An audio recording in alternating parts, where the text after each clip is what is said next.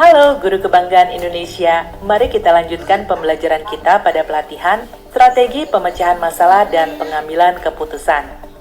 Di video bagian 2 ini, kita akan membahas strategi pengambilan keputusan melalui contoh kasus. Mari simak baik-baik.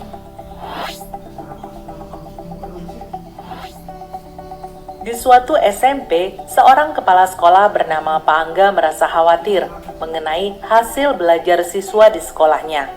Selama masa pandemi, kegiatan belajar mengajar yang dilakukan secara daring dinilai kurang optimal.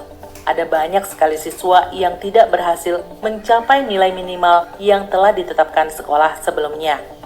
Situasi ini tentu akan berdampak pada menurunnya kualitas sekolah dan mengurangi minat pada sekolah tersebut. Akhirnya, kepala sekolah meminta kepada wali kelas untuk memberikan penyesuaian. Dalam hal ini, mengatrol atau menaikkan nilai siswa-siswa yang bermasalah. Para wali kelas pun merasa kebingungan.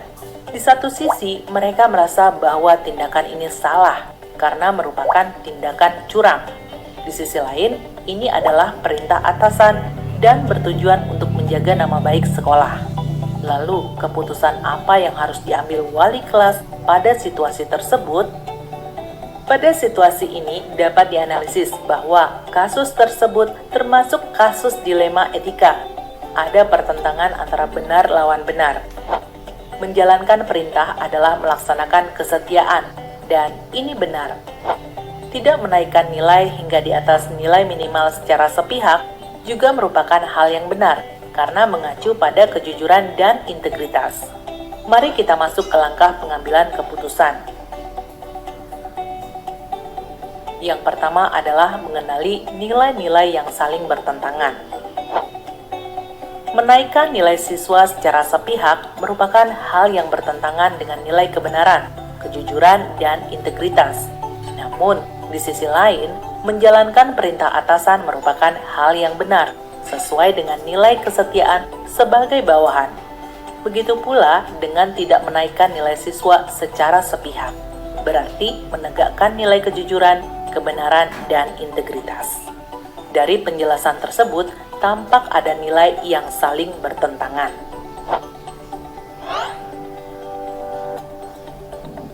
Yang kedua, siapa saja yang terlibat dalam situasi tersebut?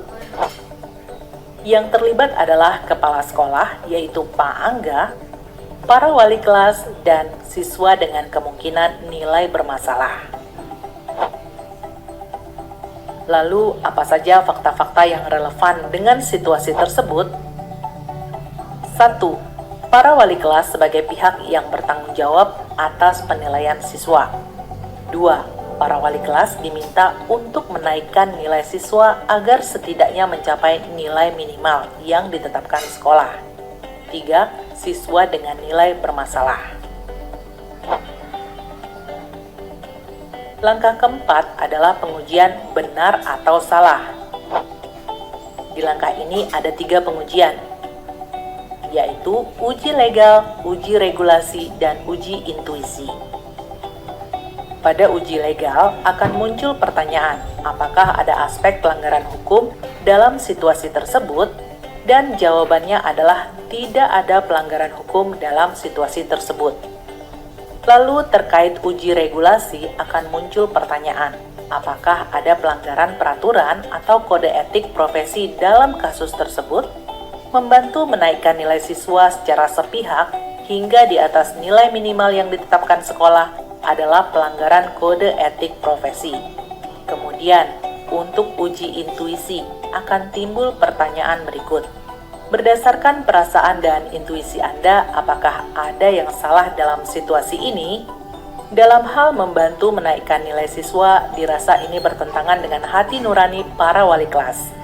Sebaliknya, jika tidak membantu menaikkan nilai siswa, maka para wali kelas akan merasa tidak enak karena tidak mengindahkan instruksi dari atasan dan merasa menjaga prestasi sekolah adalah bagian dari tanggung jawabnya. Selanjutnya, muncul pertanyaan lanjutan. Apa yang Anda rasakan apabila Anda mengikuti instruksi kepala sekolah dan terpublikasi, serta viral di media sosial? Apakah Anda merasa nyaman? Pastinya para wali kelas tidak akan merasa nyaman dengan hal tersebut.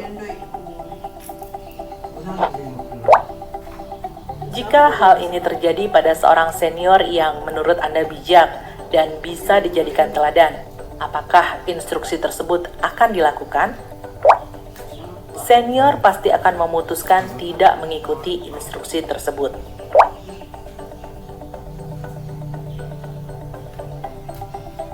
Nah, di titik ini Anda menghadapi situasi dilema etika. Paradigma mana yang terjadi pada situasi tersebut? Paradigma yang terjadi adalah paradigma jangka pendek lawan jangka panjang. Karena dengan menaikkan nilai siswa di saat itu hanya berdampak jangka pendek, yaitu nilai rata-rata siswa di atas nilai minimal yang ditetapkan sekolah. Dan dampak jangka panjangnya, siswa yang nilainya diangkat akan tetap malas, karena mereka akan berpikir tidak perlu jadi anak rajin untuk dapat nilai tinggi, dan mereka akan tetap malas. Hal ini akan berdampak pada sekolah, akan menghasilkan lulusan yang malas dan tidak mandiri dalam kehidupannya. Selanjutnya, prinsip pengambilan keputusan mana yang relevan untuk digunakan? Dari 3 prinsip penyelesaian dilema, prinsip berpikir berbasis hasil akhir atau end-based thinking adalah yang paling sesuai, karena keputusan yang akan diambil akan berfokus pada hasil akhir, yaitu kebaikan terbesar pada orang banyak, yaitu siswa dan lulusan. Prinsip ini memperkirakan konsekuensi yang akan terjadi jika suatu keputusan diambil. Berikutnya adalah investigasi opsi trilema, yaitu apakah ada sebuah penyelesaian yang kreatif untuk menyelesaikan masalah tersebut? Wali kelas bersepakat untuk memberikan perlakuan khusus pada siswa-siswa yang bermasalah dengan nilai, yaitu dengan memberikan pembelajaran tambahan atau bimbingan khusus, dan penugasan selama jangka waktu yang telah ditentukan. Selain itu, memberikan pengawasan yang lebih dan memberi motivasi serta arahan bahwa usaha akan memengaruhi hasil. Untuk mendapatkan nilai yang lebih baik, maka perlu usaha lebih untuk mendapatkannya. Saatnya pengambilan keputusan. Jadi, keputusan apa yang akan Anda ambil? Keputusan yang diambil adalah tidak menaikkan nilai siswa secara sepihak, namun tetap melakukan usaha-usaha yang lebih relevan dan sesuai etika dengan melakukan investigasi trilema.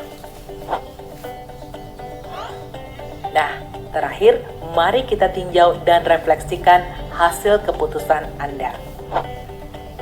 Situasi tersebut dilema yang menguji apakah harus mengikuti instruksi atasan karena bagian dari kewajiban atau tidak mengikuti untuk menjaga kejujuran, kebenaran, dan integritas.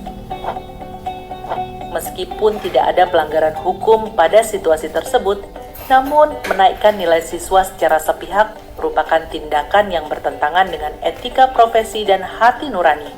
Selain itu, akan ada rasa tidak nyaman, apalagi jika terpublikasi di media sosial dan media lainnya. Selain itu, dampak jangka panjangnya, siswa yang nilainya dinaikkan akan tetap malas, karena mereka akan berpikir tidak perlu jadi anak rajin untuk dapat nilai tinggi, sehingga di kemudian hari akan menghasilkan lulusan yang malas dan tidak memiliki daya juang yang baik dalam kehidupan selanjutnya. Tidak menaikkan nilai siswa secara sepihak, mengadakan bimbingan khusus akademis dan sikap, serta memberikan penugasan yang relevan merupakan keputusan yang tepat, karena akan berdampak pada kemandirian, serta kesadaran untuk selalu berusaha melakukan yang terbaik, dan akhirnya berdampak pada tujuan sebelumnya, yaitu menjaga nama baik dan prestasi sekolah.